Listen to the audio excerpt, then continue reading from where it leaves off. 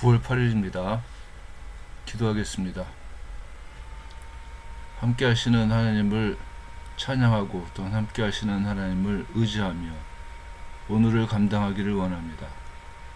힘이 되어 주시고 지혜를 또한 허락하시어서 승리하는 하루가 될 수 있도록 도와주옵소서. 예수님의 이름으로 기도합니다. 아멘. 우리는 어저께부터 제자들이 예수님께 한 질문, 마지막은 언제 일어날 것입니까? 라고 하는 질문에 대해서 예수님께서 그러나 그날과 그때는 아무도 모르나니 하늘의 천사들도 아들도 모르고 오직 아버지만 아시느니라. 노아의 때와 같이 인자의 임함도 그러하리라. 이렇게 답하신 내용과 함께 종말에 대해서 7가지의 비유를 말씀하셨다는 얘기를 했습니다. 예수님께서 마지막 때를 준비할 때 제일 중요한 핵심이 시대를 보라고 하는 겁니다.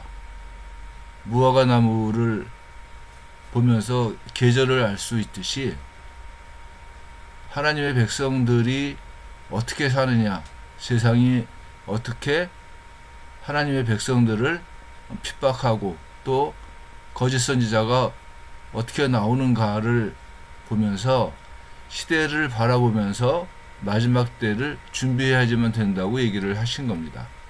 오늘은 예수님의 두 번째 비유부터 함께 나누기를 원합니다.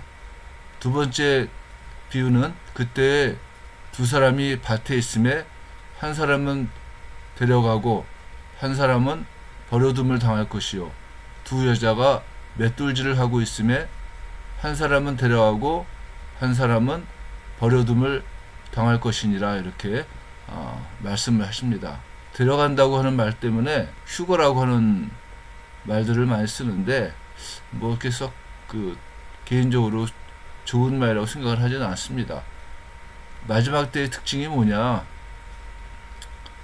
같은 일을 하는 가족일지라도 준비된 자와 준비 안 된 자에게는 마지막의 상황이 이렇게 차이가 난다는 것을 예수님께서는 말씀하십니다.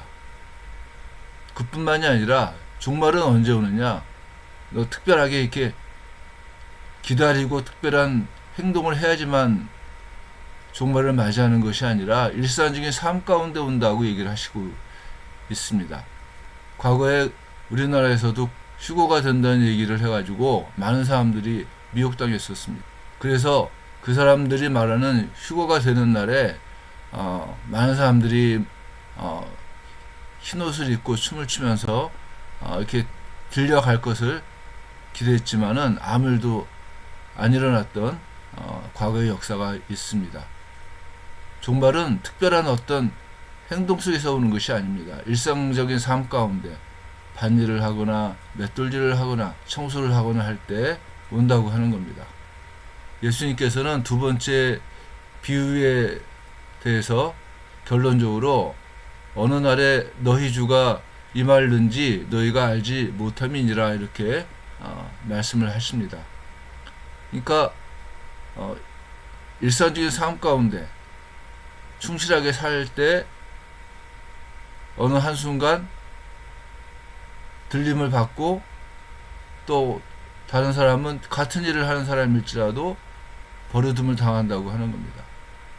그러면서 세 번째 비유로 예수님께서는 너희도 아는 바니 만일 집주인이 도둑이 어느 시각에 올 줄을 알았더라면 깨어있어 그 집을 뚫지 못하게 하시리라. 이렇게 말씀을 하십니다. 세 번째 비유인데 집주인이 도둑을 대비하듯이 예수님의 재림을 마지막 때를 준비해야지만 된다는 얘기입니다. 이 비유 역시 인자는 전혀 생각하지 않을 때 너희가 알지 못하는 그때에 오신다는 것을 강조를 하고 있습니다. 예수님께서는 같은 내용의 비유를 네 번째도 말씀하시는데 충성되고 지혜 있는 종이 되어 주인에게 그 집사람들을 맡아 때를 따라 양식을 나눠줄 자가 누구냐. 주인이 올 때에 그 종이 이렇게 하는 것을 보면 그 종이 복이 있으리로다. 내가 진실로 너희에게 이르노니 주인이 그의 모든 소유를 그에게 맡기리라. 이렇게 착한 종을 얘기를 하십니다. 여기서 얘기하는 충성되고 지혜 있는 종은 주인이 오실 것을 항상 준비하고 있는 책임있고 신실한 종입니다. 그뿐만이 아니라 하나님의 뜻을 자신에게 주어진 은사를 따라서 자신에게 주어진 사명을 감당하는 종입니다.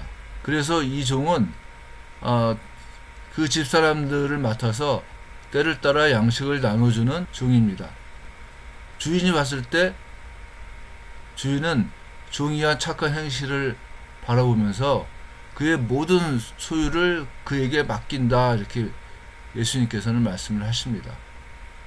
반면에 만일 그 악한 종이 마음에 생각하기를 주인이 더디우리라 하여 동료들을 때리며 술 친구들과 더불어 먹고 마시게 되면 생각하지 않은 날, 알지 못하는 시각에 그 종의 주인이 이르러 엄히 때리고 외식하는 자가 받는 벌에 처하리니 거기서 슬피 울며 이를 갈리라. 이렇게 예수님께서는 나쁜 종을 얘기를 하십니다.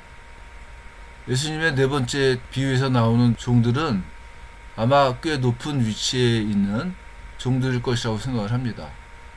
그래서 이들은 주인이 없을 때 주인의 것을 관리함으로 자신들의 가치를 나타내는 사람들입니다.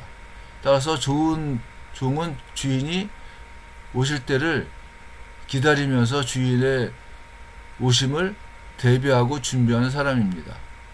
그런 종은 주인이 왔을 때 그의 모든 소유를 그에게 맡기리로다, 이렇게 예수님께서 말씀하셨던 것 같이 마지막 때가 되었을 때 이 충성되고 지혜 있는 종에게는 많은 것을 맡기게끔 되어 있다고 하는 거예요. 반면에 네 번째 비유에 나오는 악한 종은 하나님의 뜻을 거역하는 사람입니다.